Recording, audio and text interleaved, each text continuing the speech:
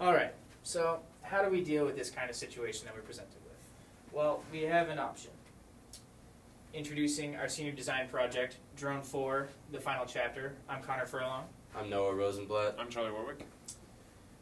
All right, so a bit of background. So what we set out to do with this drone, we have a few points here above that were the major design considerations that we were trying to achieve.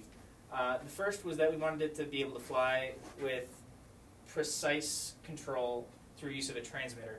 So, we didn't want it to be all finicky. We want the shading mechanism to open and close midair without affecting the flight capabilities of the drone, because if it gets caught up and affects that, then the drone crashes, it's not doing what we want it to. We want it to actually produce effective shading from the sun, and we want it to be able to fly for more than 30 minutes, the average time someone's going to spend outside, without needing to stop for a recharge. And then here we have a few background patents that we used in researching and coming up with ideas that led to us creating this drone. All right, so now let's go over some reasons of why we actually went with this prototype. One being it's very lightweight. This allows us to achieve an actual very high maximum velocity. Another facet is that the shading mechanism can open by command. Normally it starts, each shader is down, which allows the drone to rise up very aerodynamically, and then it can open up mid-air by command, and it can also close by command. This also affords us a relatively long battery life, as we already saw. Now you'll notice on the bottom, this blocks from the sun completely. There are no gaps underneath. And with this design as well, with the shading mechanism, we were able to, because of how simple it is, we were able to attach this to a purchased drone that is already established to work very well. And this also assisted in allowing us to build this within our budget. So now we're just going to go over a quick video showing the drone in action. So this is the drone opening up in slow motion, so it's a little slow, but you'll see it started down, and now it's opening up. The strings are being pulled by a center motor underneath, and they're being pulled taut. So all four squares are being pulled taut, and there will be no gaps.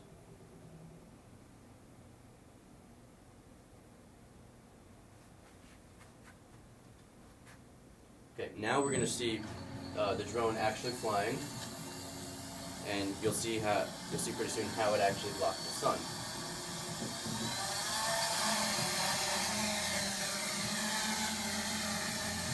Now we can see that the drone is incredibly stable while flying, doesn't tilt when you don't want it to, doesn't move when you don't want it to, even on a windy day such as this.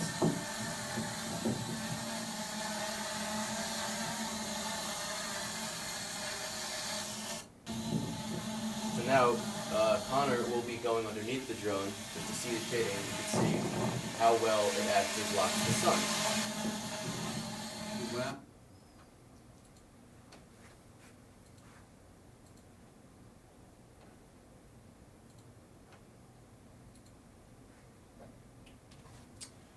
So for revisions, if we were going to revise this, it would need to be slightly larger.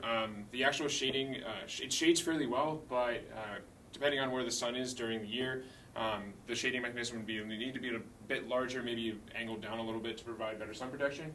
The strings would need to be attached to a vertical shaft. Right now our biggest issue is that the strings get tangled up underneath the drone, which makes it so that the sails of the drone or the shading mechanism, the squares, don't always come up equally. So the vertical shaft would allow it to be all spun together, and they wouldn't tangle quite as much. Also, to have the strings run along a track, which will also help with the tangling issue, and hopefully get the sails or the squares to all come up equally. And then the big thing that we wanted to do at the beginning of this project, but we were told that we needed to be using a transmitter, was to have automatic flight control using GPS. It also didn't fit in our budget, but the final version of this would hopefully be able to follow you around without having to use a bulky transmitter. Even if it was just a smaller transmitter, that would be better. And that's pretty much it. Thank you for listening to our presentation, and